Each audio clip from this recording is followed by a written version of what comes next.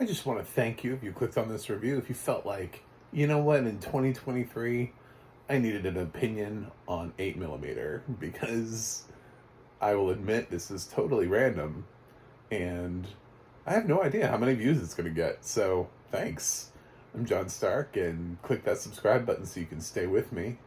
And we're going to talk about some 8mm. Yeah, I finally saw this. Realized I'd never seen it. I was like, what is this film? What is this Nicolas Cage? This is around when Nicolas Cage was at the height of his career, you know, and he was an A-lister basically this time. He wasn't making weird movies like Mandy or Pig or anything like that. He was being marketable, and he made 8mm, and it has audio description. I'm from John something. I cannot pronounce his last name. I tried Walschlack or something like that. I'm just butchering it. He said it really quickly. And I was like, "What? What is your last name?" It's ITSC. In case you're wondering, the company that was credited at the end. British audio description, and yeah. So we can talk about that also, but let's talk about the movie because I think this is a movie critics didn't like. And I say that because the Metacritic score on IMDb is, oh my god, it's like 17, which is funny because the IMDb score is only like 6.6, which is like, that's actually really average, honestly, for that is, if you land in the sixes, that is IMDb's way of saying average. That is exactly what that translates to. 7 is like above average. 8 is oh my god, and then nobody is 9. There's nothing that's like 9 or higher because there are too many trolls on IMDb. So if you're ranging in 6, then you're considered to be an average film, which, okay, I guess if we're coming around to this, if we're like having like a renaissance of 8mm, I don't think it's that great. The funny thing is, it has an amazing writer behind it. This is the guy who wrote 7. You know, this is like, he wrote 7, then he was like, what else am I gonna write? I'm gonna write this. This is what I'm gonna write. This is my next film. He's also script doctored so many things. When I clicked on his IMDb profile, he even has script doctoring listed for films like Fight Club and The Game, which are brilliant films. I'm like, this guy has touched these films, and he made 8mm. It's got to be a Joel Schumacher thing. Like, it's just got to be what it is. It has to be a misinterpretation of this guy's script. His script must have been better, and then Joel Schumacher must have been like, no, I will have my nibbles. Some people will get that joke, other people won't. Yes. So, it's got Nicolas Cage. He's playing a private eye. Well, I guess that's the best way to put it. Yeah, he's playing a private eye. Although I don't know. I question what he plays in this film. I think he's supposed to be playing a private eye. I have no idea. A fixer? I have no idea. Maybe like a cross between Ray Donovan and a private eye. I have no idea. There are things that happen in this film that when I get the audio description for them, I'm like, how is he doing that? There's a scene where he goes and he talks to somebody in a prison, but instead of our normal prison sequence where they're in some sort of like room where they pull him, like, it's like they just let Cage into the prison and he's talking to this dude while he's mopping a floor. I'm just like, what is this scene? When has this happened? When do we let... He's not even officially like a police officer or anything. He's just like a guy, you know? And this person was like, yeah, just go on in, buddy. I think he's down at cell block B right now, just mopping away. Have fun. Like, what? Yeah, so I don't know. Maybe he's like more powerful than we think. Maybe he's got ways and means to be able to maneuver things. He's married to Catherine Keener in this film. Shout out to Catherine Keener. Before she kind of popped as a star, she was floating around in supporting roles, and she plays his somewhat supportive wife, and they have a little baby, Cindy, he calls Cinderella all the time. It's very adorable, and he just will not stop smoking, and his wife is just not having it. And Cage gets called to this rich old lady's house, whose rich old husband has just passed away, and has left her with this film. It's a very disturbing film, and it's shot on 8mm, and it appears to be real, and it's a snuff film, and it shows a guy murdering a girl, and of course this elderly rich lady is like, I don't know why my husband had this.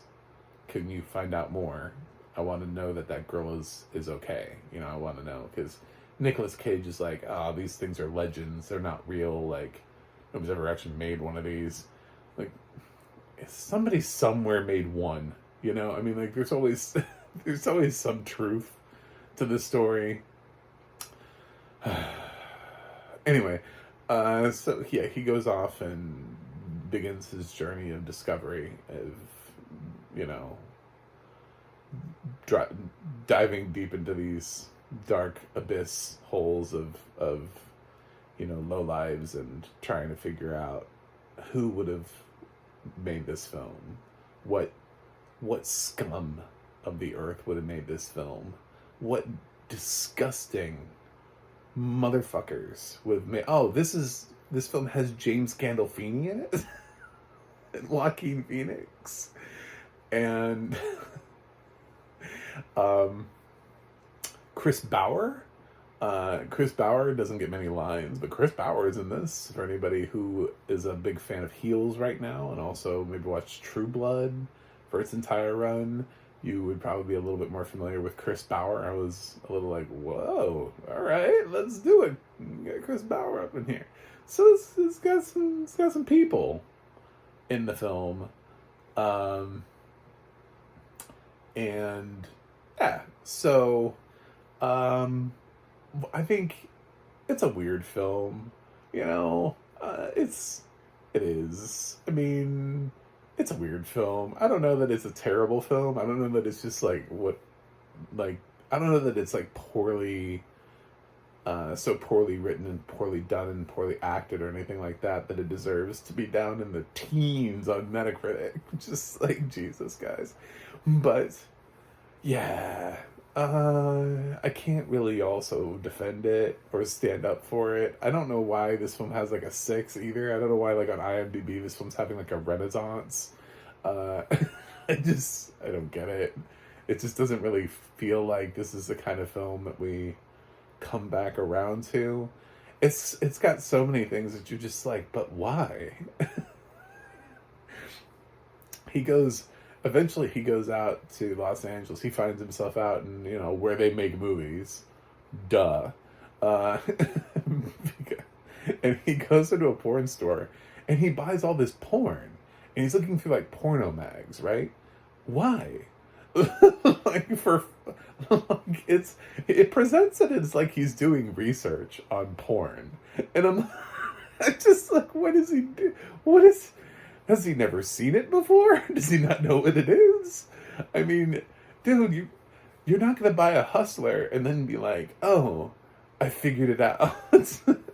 I know why this snuff film was made. Yeah, that's those are mainstream corporations making that kind of stuff. It's just really unlikely that, anyway. So, and then he befriends the clerk, whose name is Max California. I wish I was joking. I wish that wasn't his name, but it is, and it's Joaquin Phoenix's character. And he likes this guy because he can tell that he's this intelligent guy that's sitting behind the counter. He can smell that intelligence on him. And he's like, what are you really reading back there? Because Max is trying to make it look like, I guess, he's reading something naughty. And Max pulls out, a copy of an actual novel. And Cage is like, oh, I knew it. you're smart. And then somehow Max ends up like joining the investigation and like showing him the seedy underworld, but then even like flies across country. I was like, why is this guy flying across country with you? For a moment there, I was absolutely certain Joaquin Phoenix was a killer. I was like, there's no reason for him to be joining him in New York, for him to be following Nicolas Cage anywhere else. Like, I found this guy. He's got a very particular set of skills. He knows a lot about porn. Like, so, yeah, I mean, the film is kind of, like, laughable, but it does have its moments, and it does kind of twist and turn, and it feels very 90s. Some of the acting, some of the way things are shot, but this is Joel Schumacher, you know. Is Cage bad in this? No, actually, he's kind of restrained, to be totally honest. This is one of his more normal performances. He doesn't really have a big moment. His biggest moments comes when he makes like a phone call towards the end, and he's just sort of shaken by the whole thing. He cries a lot in this film, I guess. He's very emotional. I guess he imagines what, there's supposed to be, obviously he has a child for a reason, right? And so I think it's supposed to show that correlation of, what if that was my daughter, like, what would I do? And that's sort of the film. Like, when he watches the snuff film, like, his reactions to the original snuff film are just, like, over the top. But it doesn't really seem like, if he thinks it's not real, which is what the predication is supposed to be, is that he doesn't believe this exists, his reaction wouldn't be that, because there are violent films that are made all the time. So why? Like, if that's actually if that's what you believe, is that what you're watching is not real, it wouldn't make you that uncomfortable. So I've seen more films that have been marketed for theatrical audiences that are more violent than the film that was described in 8mm. So that character would be uncomfortable in a movie theater, Like, Terrifier 2, he'd be like sitting in his seat just sobbing. Just like, oh my god, I don't even know it. Those poor women. What? Just like, I don't know. Because you remember, he thinks at this point it's fake. Because he's trying to prove that it doesn't exist. So, and then slowly he starts finding out things, but at that point, in that scene where he's sitting there and he's having like this really emotional reaction to it, is a scene where he's also at a point where he's like, this doesn't exist. So I don't know. This is a very weird film. Like, I can understand why the critics don't like it, but I feel like 17 is just really low, because there are moments in this film that I thought were good. There were little plot points and twists and everything that I thought were good. There were things that were set up and paid off that I thought were good. So, in terms of the mystery of everything, of finding out who things are, I just don't think all of it works. I think this film needed a script doctor. Poor guy. This guy is a script doctor, and somebody needed to come in and script doctor his script. So, and then probably not Joel Schumacher as a director. I'm just gonna guess. Probably somebody else. This feels like it was written for David Fincher, and David Fincher passed on it. This feels so up David Fincher's alley that I can't imagine that he wasn't offered this, and that he didn't look at it and go, I really appreciated working with you on 7, but no. I'm not doing this. So, yeah, it's a bit of a mess.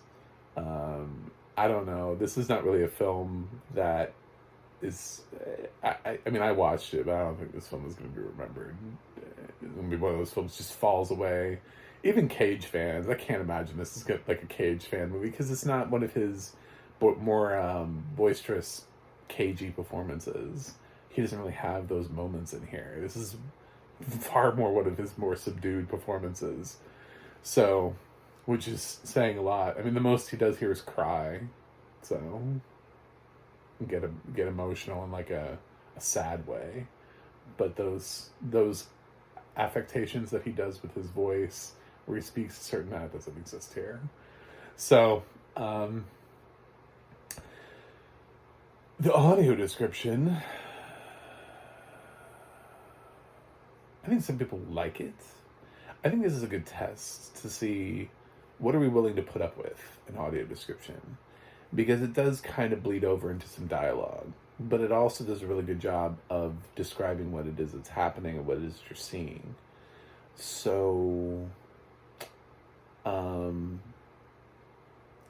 we don't usually like bleeding over into dialogue and having the audio description obliterate the dialogue, but in this case, when it does it, it's also not really important dialogue that it obliterates.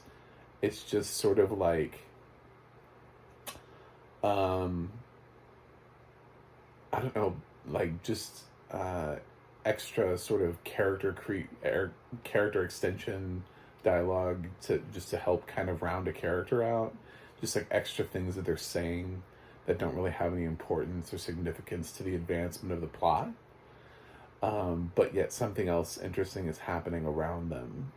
So, or they're making a motion that is significant enough to warrant pointing out.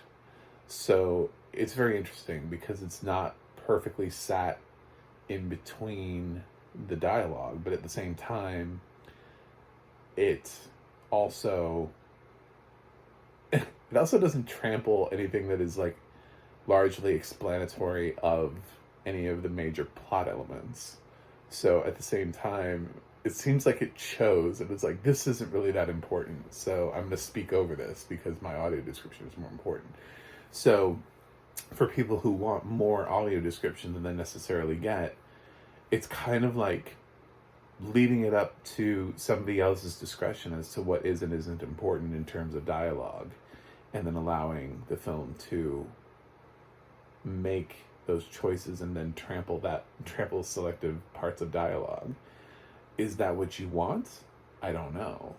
For me, it irked me a little bit. Like, I was lightly irked, but I wasn't like mad because I thought it was good narration. Like, the actual description of what's going on is good. It's not bad. And for a film like this that is trying to visually disturb you as much as possible, there's a Joaquin Phoenix takes Cage to this orgy room sequence or whatever that is just, I was like, how did this get an R rating? How is this R? It's like questions I really want to know from the MPAA. I need an answer on how they watched that scene and they were like, R. We're gonna give it an R. Because everything that was just described to me back in the 90s would have gotten an NC-17 rating. Nowadays, sure. But back in the 90s, American Pie, they made him reduce the amount of thrusts he made into the pie. In this film, there are women shoving things up dudes' asses in an orgy scene. So I just kind of feel like, maybe this is a little surprising, especially considering how homophobic these films used to be. This film also came out around the same time as Boys Don't Cry, which famously was a film that also had to make very tiny cuts in order to achieve an R rating. Like, there was a scene where Hilary Swank's character goes down on, what's her face, and she came up, and originally she wiped her mouth at the end. Well, that was deemed to be too crude. She couldn't wipe her mouth, so they had to cut the wiping like the wiping of the mouth afterwards. But this is happening in 8mm. That was what I was thinking of the whole time. I was like, how did this make it past the MPAA? But these other really sort of mundane things were like, if you could just cut 2 thrusts into the pie, we'd be able to give you an R rating. Really? Really?